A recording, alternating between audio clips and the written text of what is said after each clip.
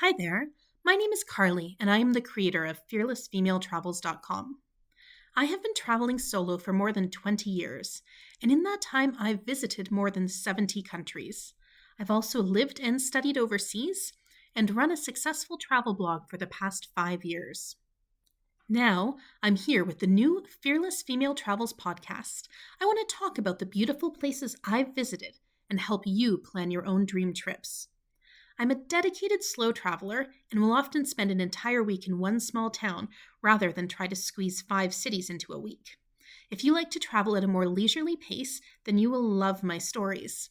And if you have less time, then you'll appreciate my suggestions for the very best attractions, activities, restaurants, and accommodation in the destinations I discuss.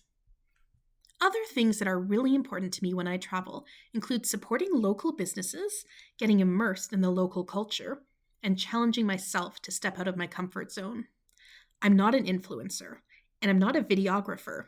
I'm just a really passionate solo female traveler who wants to talk to you about the best travel experiences around the world. Do you like pretty places? Do you like charming small towns? Do you like wandering along narrow streets, waving at the grandmothers looking down at you from their windows above, stopping for a glass of wine with a view of the sunset? If that's you, then you are going to love the destination we're talking about in the first episode of the Fearless Female Travels podcast. And that destination is Locorotondo. In my opinion, this is the prettiest town in Puglia. It's got way more charm than Ostini and way more authenticity than Alberobello. It's an essential stop on your Puglia itinerary. Before I continue, I do want to say that, again, I've been to 70 countries and I can't speak every language on the planet. So I will always do my best to pronounce the local words, in this case, the Italian words, but please forgive me in advance if I make any pronunciation errors. Most travelers will just pass through Locorotondo for a couple of hours, usually in the mid-afternoon.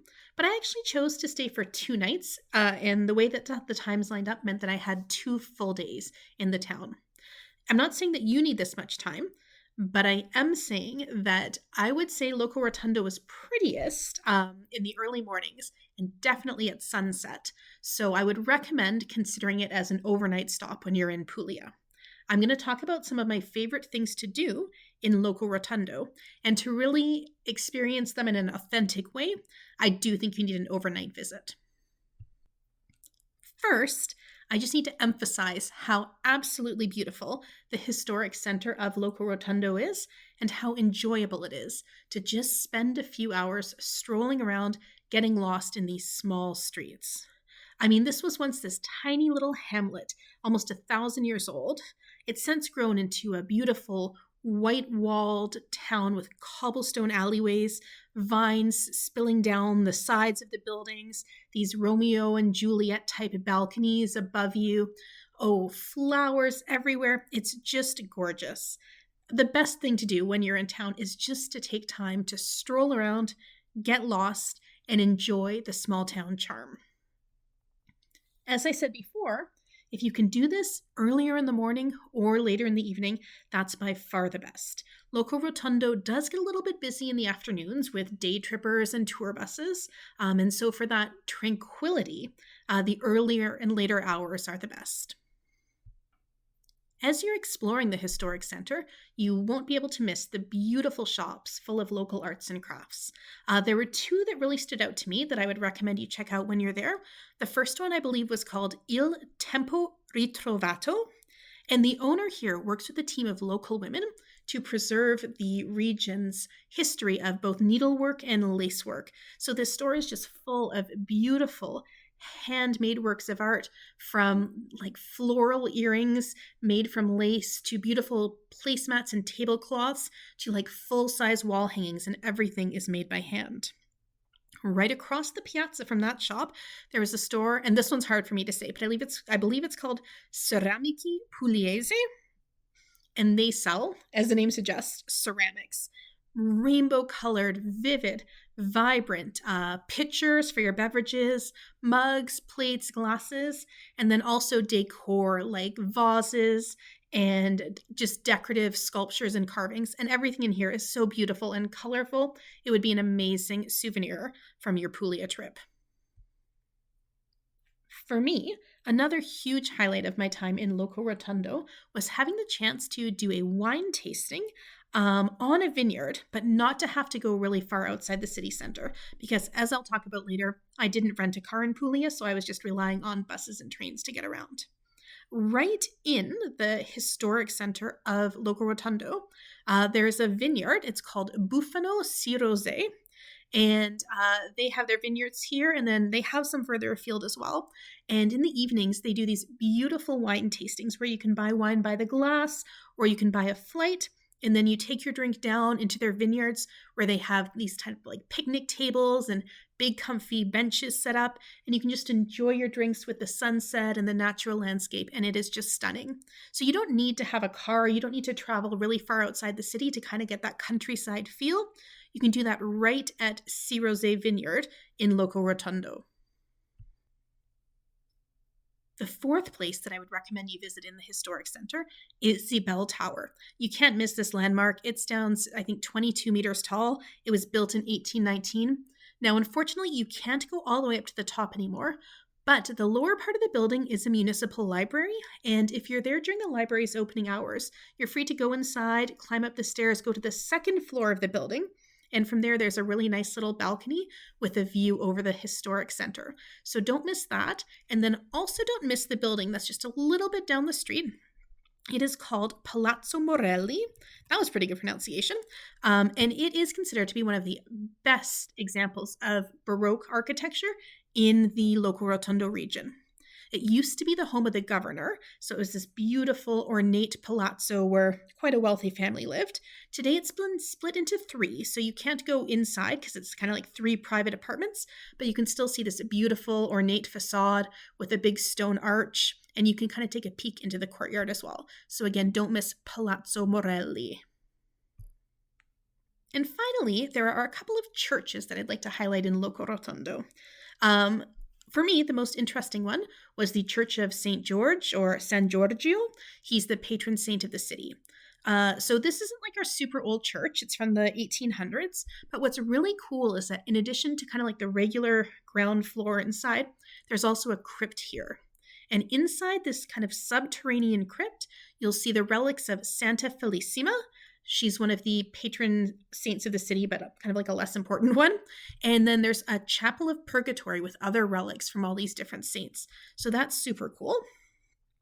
And there are other churches as well. You'll find all throughout Puglia. There are churches dedicated to St. Nicholas. Yes, that is Santa Claus. He's buried in the Basilica in Bari, but there are churches dedicated to him all over the region. Other really nice churches were Church of the Madonna Addorolata and also the Church of Madonna della Greca. That's the oldest one. And I might have pronounced both of those incorrectly. I'm sorry, but you can easily find them on Google Maps or over on my blog. So that's kind of a rundown of the best things to do in Locorotondo. And now I want to take a minute just to mention a few restaurants that were really standouts for me. The first one I want to note is called 20M2, kind of like 20 square meters. And this one was so good I ate there twice. Sometimes if you're in Puglia for a long time and you're a vegetarian or especially a vegan, you're going to find your options are limited, which is why I loved this restaurant. They had these great build your own salad bowls, and I could do greens and vegetables and nuts and seeds, and it just felt like really fresh and healthy. Another restaurant in Locorotondo that I can recommend is called La Mandragora. So here I had a beautiful caprese salad with local cheese and tomatoes on this multi-grain bread. But they also have lovely meat dishes. There's a sandwich with pistachio mortadella, and there's a pasta dish that had creamy greens, crispy anchovies, burrata, and baked tomatoes. So if that sounds like something you would enjoy, that was La Mandragora. A wine bar, I should mention, was called Ombre e Fiore, which I believe means like shadows and flowers. And this was a fantastic place to try the local white wine, which is just called Locorotondo DOC. They also serve food, but they were so busy that after I went for a glass of wine, I wasn't able to get back and get a table for food. They kind of have a rotating menu. You can check their chalkboards, look for things like charcuterie boards, homemade pasta, fresh salads, just kind of whatever the chef is whipping up that day. For a lighter meal, there's a really nice little pizza by the slice place just on the edge of the historic center. It was called La Panega. So they have pizza by the slice, focaccia, arancini, those fried rice balls from Sicily. Lots of really good stuff that you can just grab and go. And there's a park down the street with benches and under trees where you can go to eat it. There's also a really funny little sandwich shop called Arimare. It's over by the ceramic shop and the needlework shop. And the guy who owns the shop is quite the local character. He loves making his visitors laugh, and he makes amazing sandwiches using, again, local cheeses, local meats, local vegetables. I know some of it comes like straight from his mom or his grandmother's garden. So that's a great place for a takeout sandwich as well.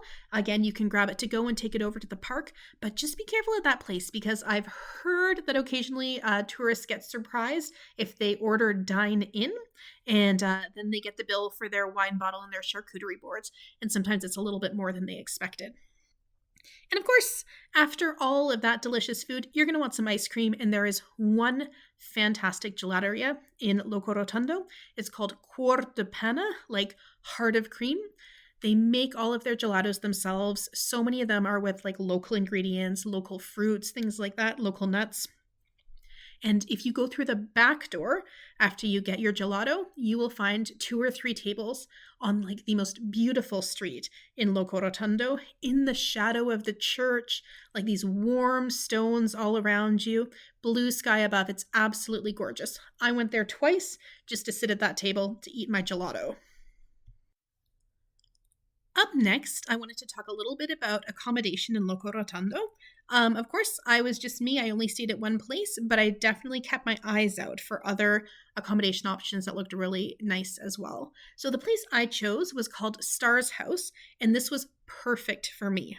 The train station is about 10 minutes away from the historic center in Locorotondo, and this vacation rental is midway. So it's 5 minutes to the station and 5 minutes to the historic center.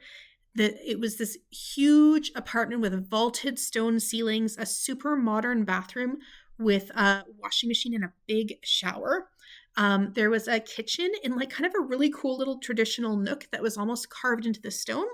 And the AC here is super powerful, which is important if you're visiting in the hot summer because temperatures were almost 40 degrees every day I was in Puglia. Now, I'm going to say I recommend Stars House because of its great location for transit, but it's also good if you're coming by car because there's parking on the street in front. It's a really quiet residential street, and you're perfectly fine to leave your car there. But if you're really, really committed to staying inside the historic center, you want to be inside the white walls, then I noticed 3 little apartment rentals that looked quite cute. One was called B&B Opera.